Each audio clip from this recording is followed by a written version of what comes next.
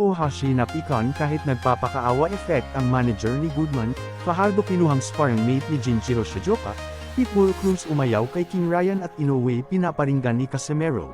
Una sa mga balitang boxing ay dahil sa nakanselang Inoue vs Goodman ay sumama ang loob ng manager ni Sam na si Pete Mitrevsky dahil lumikha ito ng malaking pagkalugi sa kanila na umabot sa $50,000,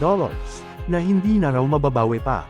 Dismayado rin si Ohashi kay Goodman dahil hindi raw ito naging maingat during sa training considering sa laki ng laban nila ni Inoue na hinahayaan na magkaroon ng sunod-sunod na injuries, na pwede naman sanang maiwasan kung naging maingat at gumamit ng protective gear during the sparring session. Sa ibang balita ay kung ating matatandaan na isang nakakapanindig balahibong kabiguan ang sinapit ni former IBF World Mini Champ Jinjiro Shijoka sa kamay ng ating kababayan na si current champion Pedro Tadoran noong nakaraang taon at mukhang interesado itong makabawi sa pagkatalo sa Pinoy boxer kaya ang ginawa ay bumiyahe sa Pinas para mag-set up ng training camp kasama ang ating isang pambato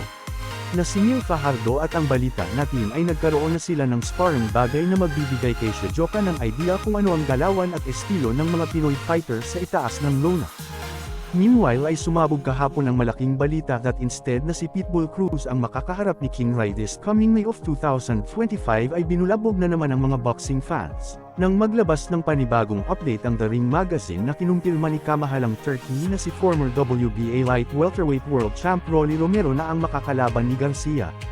Si Rolly ay tinalo na dati ni Cruz via 8th round TKO. Sa ibang banda ay maraming mga haters ni Alas ang nagsasabing mabagal daw ito kaya sa kanyang post kahapon ay sinabi niya na bilasan ninyo ang pag-ilag. Na parang ang pinaparinggan ay ang monster ng Japan na gugulong ito sa itaas ng lona kung mas apol ka sa suntok at sabay antok ang aabutin mo.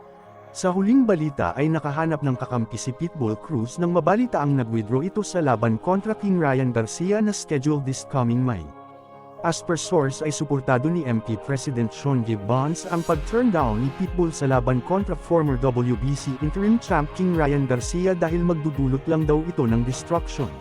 At hindi makapag-focus sa training inline sa duelo kontra Fierro na taliwas ito sa mga lumalabas na kumakalat na balita na naduduwag daw siya kay Garcia. Para sa inyong reaksyon sa video na ito ay i-commento mo sa baba at pag-usapan natin yan at kung nagustuhan mo ay baka pwede mong mabigyan ng isang like at share.